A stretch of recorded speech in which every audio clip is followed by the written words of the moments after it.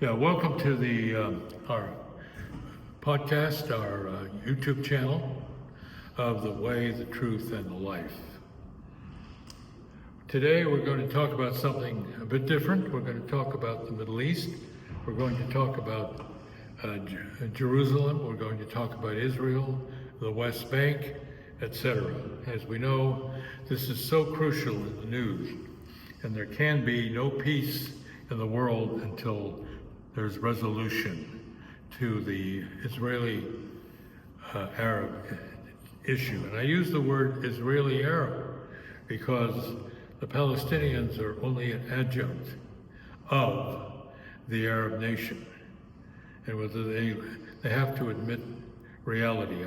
There's a beautiful article in the Atlantic magazine of December of 2024, written by a Palestinian who lives in Jerusalem. And he basically says, it's very, very simple. We have to learn how to live in a Jewish state. And that's not accepted, of course, by a lot of people, but we're getting there. And the reality of the West Bank is becoming Judea and Samaria. So when I went back there, let's start with my own experience. I went on a Catholic tour group in November of 2005. And we stayed in various parts, including Amman, Jordan, where there was a little bit of action that night, November 9th. You don't forget these things, because we had to evacuate the hotel. And they bombed 3 hotels, fortunately not the one we were in, but they did bomb 3 hotels. And it was Al-Qaeda, who happened to be a Jordanian leading it, but he was part of Al-Qaeda. Anyway, I took the bus trip, of course. We landed at Ben Gurion, and then we went to Jerusalem. 45 minutes. I fell asleep on the trip, the bus trip. I couldn't believe it when we were that soon in Jerusalem. That's when my mind started thinking differently. I said, there can be no two-state solution. And that's just reality. That's Realpolitik. And a few weeks ago, I was with a dialogue group of Jews and, well, they happen to be Lebanese, but Arabs. And I kept saying that we have to get real about this. There is no two-state solution. It just isn't going to happen. And that makes, considering my background, I know that because I'm the founder, or one of the founders, of the Irish Palestinian Society back in 1980. And my position then was radically different. But when you go over there and see the reality, this is too small a country to have a two-state solution. And the Israelis have accomplished a lot, granted, with American money, but they've accomplished a lot. There's a tremendous technology industry now. Before it was more agriculture. A friend of mine lived there in the 80s for about a few months, and it was mostly agriculture. They really made the desert bloom. But now it's heavy tech. And we have to look at what's going on in the greater Middle East, and that's Saudi Arabia having meetings, and the big one coming up, if it happens, will be Putin and Trump. Why are they meeting in Saudi Arabia? I wish I had the answer, but believe me, there's something going on. There's something going on. This bin Salman, I believe his name is, the Crown Prince, is a very sharp operator. He's hosting the 2 strongest world leaders with the possible, leaving only, they should just invite President Xi and make it a threesome. Because it's obvious what's happening. There's a shift in world power. And Saudi Arabia is part of this. It's part of this. There's a reason why he went to the Coptic church in Cairo a few months ago and sat there for the Mass. Obviously, he didn't go to the sacraments, being a devout Muslim, but he sat there and sat there during the whole service, which, by the way, is more than the Palestinian leadership does, because they leave at the Christmas and Easter Masses. They leave after the sermon. And it's always very pleasant, but they get out because they're Muslims. But here's the Crown Prince of Saudi Arabia sitting in the back of a big Coptic church in Egypt. And there hasn't been much media attention. As usual, the media misses about 99% of what's really happening. I haven't even heard much about why Saudi Arabia, what's going on with Saudi Arabia. I mean, I don't have the answers, I wish I did, but there's something cooking. And I think it's a good thing. I think it's a good thing. Israel, of course, needs to get off its paranoid level. They tend to be very paranoid. Of course, look what happened October 7, 2023. So they have a reason to be paranoid. But they also have to realize that they can work things out in the Middle East, particularly with people like the Lebanese Christians, and quite frankly, Lebanese Muslims. They can work it out with Lebanon. Lebanon and Israel should essentially become partners. Just like Jordan, for all the conversation you'll hear through the media, Jordan and Israel work together. I personally am convinced that the Jordanian secret police gets a lot of assistance from a certain group that you may have heard of called the Mossad. And I found that out after the bombing took place on November 9th, 2005, and I was speaking with the policeman down below. He said, we're getting all the intelligence, we will capture this guy. And they did. They did. So things are not always what they seem to be. And what the Palestinians need desperately are some serious money investments. And it shouldn't just be the West, United States, and Israel. It should be the very wealthy Arab Gulf states. They've got tons of money, and they need to help these people. They're not going to take them. We know that. People say, oh, well, they should just go to Jordan. No, they already had a civil war in Jordan. Egypt has had the Islamic Brotherhood, and they don't want them either. There has to be some way of taking care of, we're looking at 3 to 4 million people. I think the West Bank is between 2 and 3, and the Gaza's 2. So it's even maybe a little more than 4 million. But there's a lot of people that need to be given a shot at having a good life. And in my opinion, the Jews in Israel have the wherewithal to really make this work. But there has to be some clarity. Clarity is key to this. There can be no two-state solution. It's not going to happen. Now, you may be wondering about the latest discussion by our dear president about condos on the beach. And the reason I'm laughing is I think that's probably not going to happen, but there's a certain, I have looked at those pictures, the beaches look very inviting, and it's a small strip of land.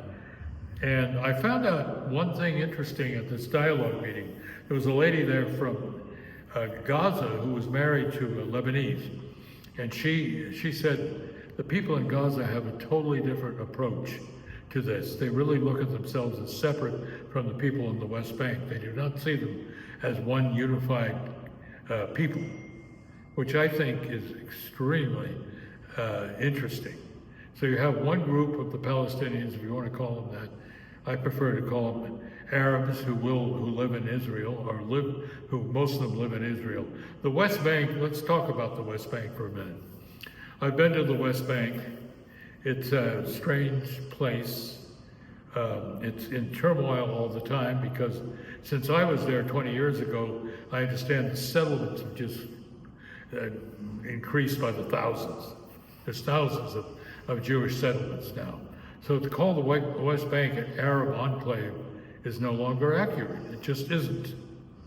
So what's going to happen? They're already using the term Judea, Samaria.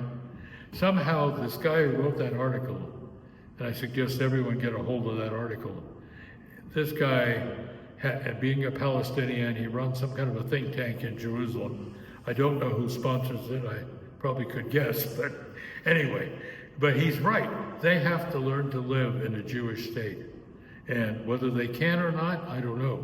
But this is so important. And the U.S. has to wise up and realize these people have rights, but do they have a right to a separate nation? to a separate state. Maybe in Gaza as a controlled state, as like a protectorate, that's possible. I don't know who would be the protecting power. I mean, it should be one of the Arab countries, the Muslim countries, definitely. Because nearly everyone in Gaza there's a few Christians left, but very few. They're almost all Muslim, and they're Sunni Muslims, by the way. Palestinians tend to be Sunni Muslims. And of course, in Lebanon, that's quite different, because the Muslims there are at least half Shiite.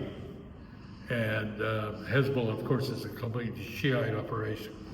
And then we come to what's going on in Syria. I'm not going to spend much time on that because I don't think anybody really knows. It seems to be a Turkish play, from what I can make it out to be. And they are attacking the Alawites, and Christians are getting hit because they often live in Alawite neighborhoods. They're saying they don't attack Christians per se, but of course, if your neighbor is getting killed and you're right next door, there's a good shot you're going to get it too. So they're in bad shape, the Christians. And I think they're about 10% of the population. They're not a small, infinitesimal part. And the Alawites are about 15%, I think. So between them, they're about 25% of the Syrian population. But that's a mess. And I'm not suggesting that any great peace deal in the Middle East is going to take in the Syrians too, because I think they've got to seriously work things out. To call that a country, I think, is an exaggeration. Because you have the Kurds in the northeast, you have the Alawites, and you have the Christians on the coast, and then most of the people are actually Sunni Muslim. And of course, the former dictator was an Alawite. And I don't pretend to know that much about Alawites, but I do know my wonderfully deceased friend, Father Labib, explained it. And there are parts of the Alawite service, and I could be wrong, but I'm going to say it anyway, that they actually condemn Muhammad.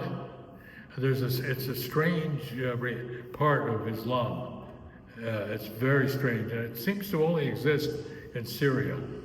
I don't know of any place else it exists, but they align themselves with the Shiites in terms of geopolitics, but they're different than the Shiites. Anyway, we got going on Syria because Syria is a mess.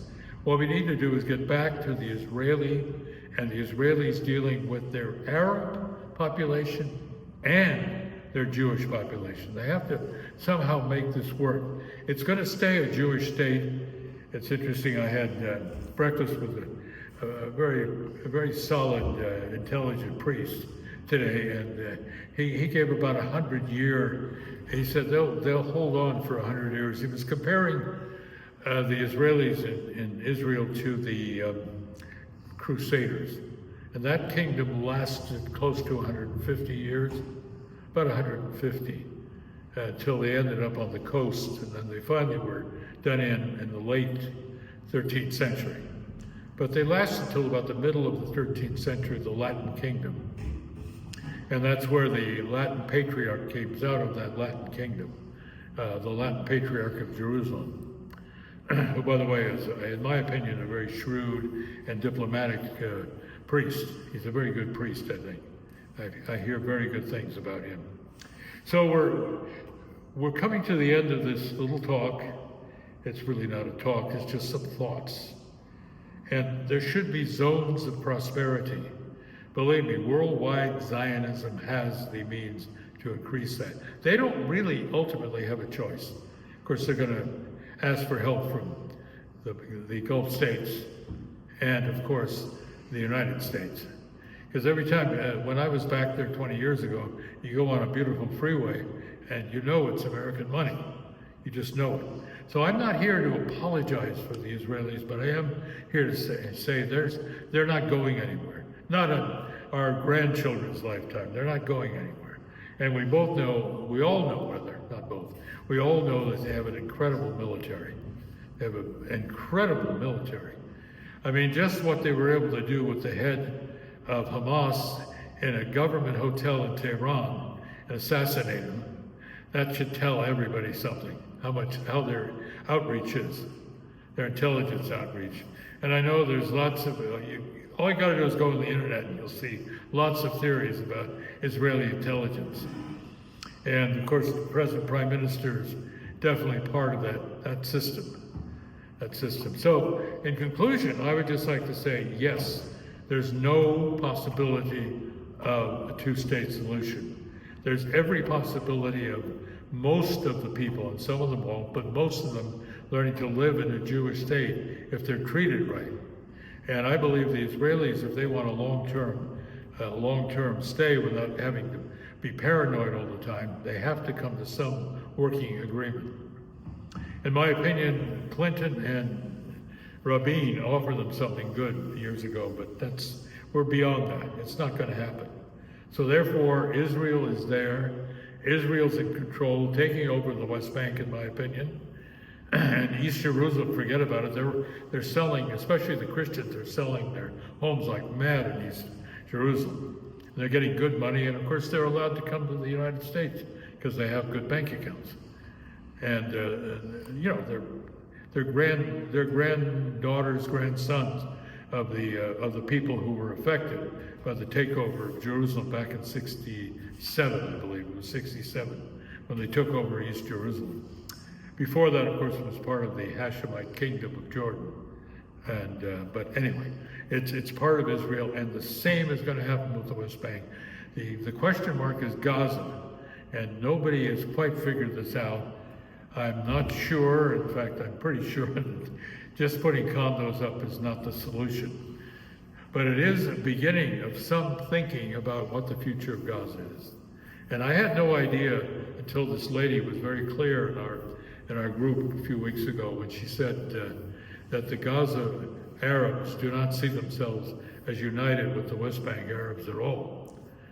And of course, she's more Lebanese now because she married a Lebanese and came out here. So she thinks, and she goes to the Lebanese church. So I would like to end on a sense of hope, but Talleyrand was right when he used the word, I'm probably butchering his French, Realpolitik. It has to be based on Realpolitik, what's happening in the Middle East.